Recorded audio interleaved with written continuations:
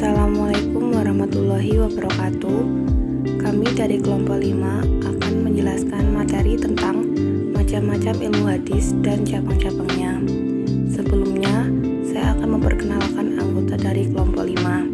Yang pertama, Aisyah Kusuma Dewi dengan NIM 215211233, Arifatul Khairiyah dengan NIM 215211234, Dila Amita Mustika Siwi dengan NIM 215211235, Rika Saktiani dengan NIM 215211236, dan Dika Amita Mustika Siwi dengan NIM 215211237. A. Pengertian ilmu hadis.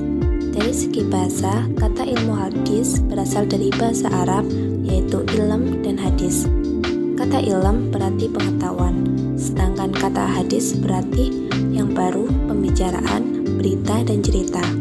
Hadis didefinisikan sebagai segala sesuatu yang disandarkan pada Nabi Muhammad SAW, baik berupa perkataan, perbuatan, takrir, maupun hal ihwalnya atau sifat-sifatnya. Dengan demikian, ilmu hadis dapat diartikan sebagai sebuah ilmu pengetahuan yang membicarakan tentang cara-cara persambungan hadis sampai kepada Rasulullah, dari segi ihwal para perawinya, keadabitan, keadilan, dan dari bersambung atau tidaknya sanad dan sebagainya. Lebih terperinci lagi, bila definisi ilmu hadis merujuk dari para ulama, seperti yang dikemukakan oleh Ibnu Hajar al-Asqalani dalam kitabnya Tadrib al-Rawi, yang menuturkan bahwa ilmu hadis ialah pengetahuan tentang kaidah-kaidah yang dijadikan jalan untuk mengetahui keadaan perawi dan yang diriwayatkannya. Selanjutnya, menurut Ibnu al-Aqfani dalam kitab tulisannya Irsyadul Rasyid, mendefinisikan ilmu hadis adalah suatu ilmu yang dengan dia dapat diketahui macam-macam riwayat, hukum-hukumnya, syarat-syarat para perawinya, sifat-sifat yang diriwayatkan, dan cara-cara memahami maknanya.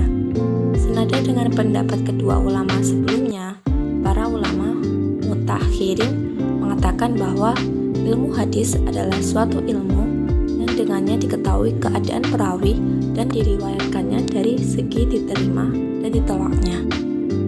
B. Pembagian ilmu hadis. Ilmu hadis terdiri dari dua macam, yaitu ilmu hadis riwayah dan ilmu hadis dirayah. Yang pertama, ilmu hadis riwayah.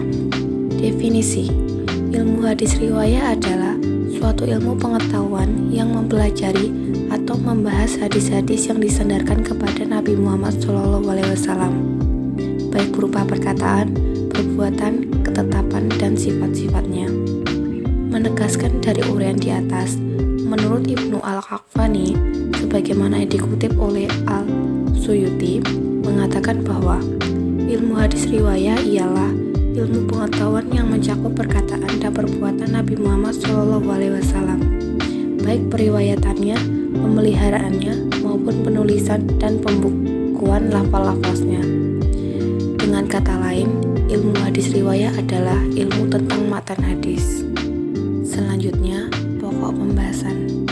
Pokok pembahasan ilmu hadis riwayah berkisar tentang proses periwayatan kepada orang lain, pencatatan, dan pengkajian sanad-sanadnya, serta menguji status setiap hadis, apakah hadis tersebut sahih atau bisa saja hadis tersebut dhaif. Sedangkan dari definisi yang terdapat di atas, hal yang menjadi pokok pembahasan ilmu hadis riwayah adalah ucapan, perbuatan, dan ketetapan Nabi Muhammad yang dilihat dari segi periwayatannya. Kemudian, tujuan mempelajari ilmu hadis riwayah. Tujuan dari mempelajari ilmu hadis riwayah adalah memelihara sunnah dan menjaganya dari kesalahan periwayatan dalam menginformasikan segala sesuatu yang berasal dari Nabi Muhammad SAW, baik yang berupa perkataan, perbuatan, dan ketetapannya. Ilmu hadis dirayah. Definisi ilmu hadis dirayah menurut beberapa ulama antara lain: yang pertama, Ibnu al-Aqfani. Ilmu al-Aqfani mendefinisikan bahwa Ilmu hadis diraya adalah ilmu pengetahuan yang digunakan untuk mengetahui hakikat periwayatan, syarat-syarat, macam-macam, dan hukum-hukumnya, serta untuk mengetahui keadaan para perawi, baik syarat-syaratnya, serta macam-macam hadis yang diriwayatkan, dan segala yang berkaitan dengannya. Yang kedua, Ibnu Hajar al-Asqalani. Ibnu Hajar al-Asqalani mendefinisikan bahwa ilmu hadis diraya adalah kumpulan kaidah-kaidah dan permasalahan-permasalahan yang berfungsi untuk mengetahui diterima atau tidaknya suatu hadis, baik dilihat dari segi orang yang meriwayatkan ataupun dari segi cara periwayatannya. Yang ketiga, Is al-Din Ibnu Jama'ah.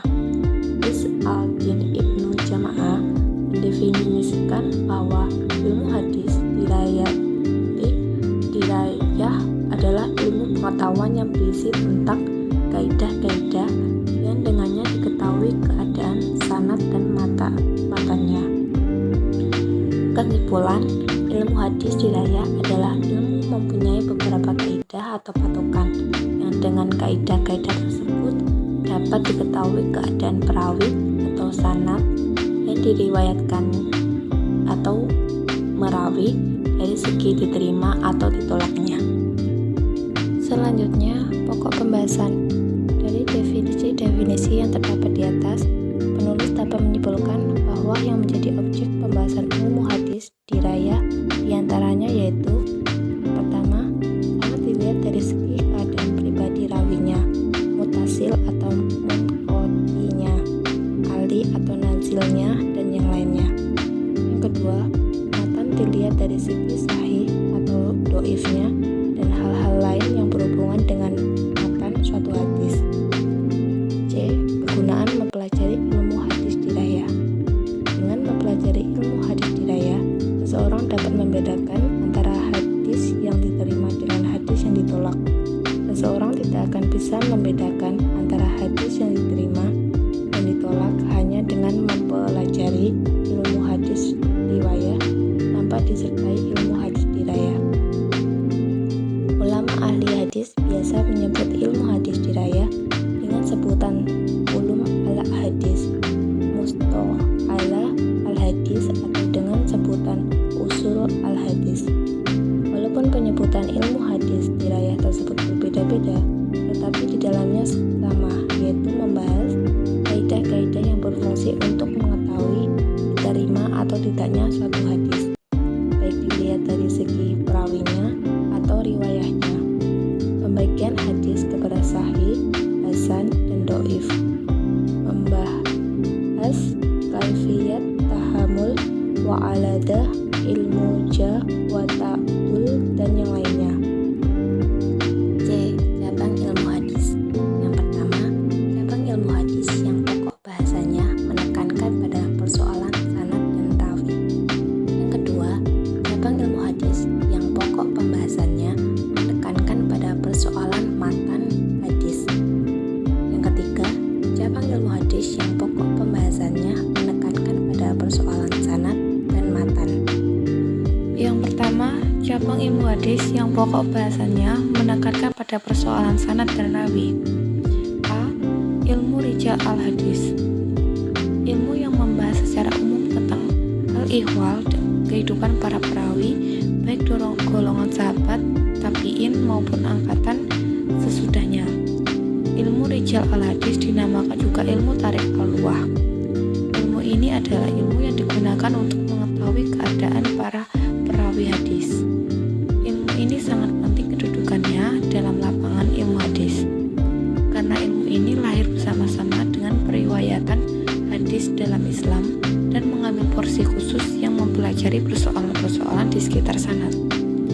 Di antara kitab yang paling tua tentang sejarah perawi terdapat pada kitab Tabaqat al-Kubra karya Muhammad Ibnu Sa'ad. Ilmu Tabaqat al-Ruwah. Ilmu yang membahas tentang keadaan perawi berdasarkan pengelompokan dalam keadaan tertentu. Umpamanya, dari segi pengelompokan umurnya, dari segi pengelompokan gurunya, dan sebagainya. Atau dalam makna sederhana, ilmu ini menekankan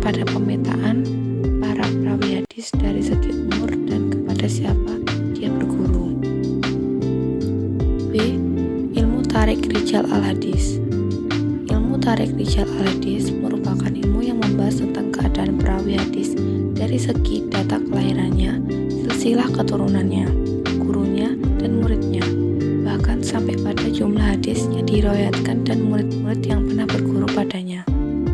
Dengan ilmu ini dapat diketahui keadaan perawi hadis seperti kelahirannya, wafatnya, guru-gurunya, orang yang meriwayatkan darinya, negeri dan tanah air mereka atau yang berhubungan dengan sejarah para perawi. C. Ilmu jahri wa al-ta'dil. Ilmu jahri wa al-ta'dil adalah ilmu yang membahas tentang para perawi hadis dari segi yang dapat menunjukkan keadaan mereka, baik mencatatkan atau membersihkan mereka dengan ungkapan atau lafal tertentu, sehingga dapat ditentukan siapa di antara perawi yang dapat diterima atau ditolak sebuah riwayatnya. Ada beberapa tokoh sahabat yang sering membicarakan persoalan perawi dan sekaligus mempelopori ilmu jarh wa al-ta'dil. Tokoh-tokoh tersebut antara lain Anas bin Malik, Ubadah bin As-Samit, dan Abdullah bin Abbas. Yang kedua, cabang ilmu hadis yang pokok pembahasannya menekankan pada persoalan matan hadis. A. Ilmu gharib al-hadis.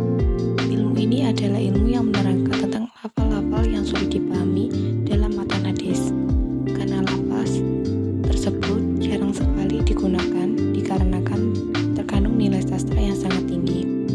Ilmu ini muncul atas inisiatif para ulama untuk memudahkan dalam memahami hadis-hadis yang mengandung lafaz-lafaz gharib tersebut. Karena memahami kosakata atau mufrad, matan hadis merupakan langkah pertama dalam memahami suatu hadis serta untuk melakukan istinbat hukum. Sejak dimulainya pembukaan hadis pada akhir abad kedua dan awal abad Hijriah, para ulama sudah menyusun buku tentang gharib al-hadis. Tokoh ulama yang pertama kali menyusun gharib al-hadis adalah Abu Ubaidah Muammar bin al-Musanna at-Taimi, wafat 210 Hijriah. B. Ilmu ashab urud al-hadis. Ilmu yang membahas tentang sebab-sebab atau latar belakang lahirnya sebuah hadis. Ilmu ini sangat penting untuk memahami hadis, tentang kondisinya dihadapi dan menjadi sebab hadis itu diucapkan, menguatkan maksud di hati.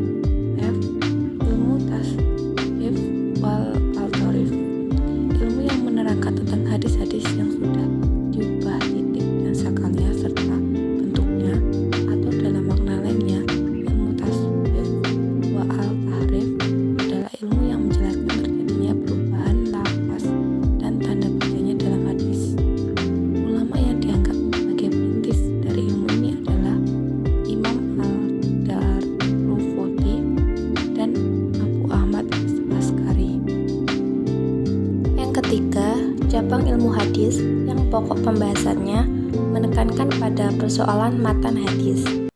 A. Ilmu i'lal al-hadis. Ilmu i'lal al-hadis merupakan ilmu yang menerangkan tentang sebab yang dapat mencacatkan hadis. Ulama yang dipandang ahli dalam ilmu ini diantaranya Ibnu al-Madini, Ahmad bin Hanbal, Al-Bukhari. B. Ilmu al-Fani al-Mubamat. Ilmu yang menerangkan tentang nama-nama orang yang tidak disebutkan dalam sanad hadis. Ulama yang merintis ilmu ini adalah Al-Khatib Al-Baghdadi. D. Manfaat mempelajari cabang-cabang ilmu hadis. Manfaat utama. Yang pertama, memberikan gambaran terang tentang cara untuk menjaga as-sunnah dan menghindari kesalahan dalam periwayatannya. Yang kedua, memberikan pengetahuan baru tentang cara mengetahui kualitas sebuah hadis. Apakah hadis tersebut diterima dan ditolak baik dari sudut sanad maupun matannya. Manfaat lain, yang pertama, untuk mengetahui pertumbuhan dan perkembangan hadis maupun ilmu hadis dari masa ke masa sejak masa Nabi Muhammad sampai sekarang. Yang kedua, dapat mengetahui para tokoh-tokoh serta usaha yang telah mereka lakukan dalam mengumpulkan, memelihara, dan meriwayatkan hadis. Yang ketiga, dapat mengetahui kaidah-kaidah yang dipergunakan oleh para ulama dalam mengklasifikasikan hadis. Dan yang keempat, dapat mengetahui istilah-istilah, nilai-nilai, dan kriteria-kriteria hadis sebagai pedoman dalam beristinbat.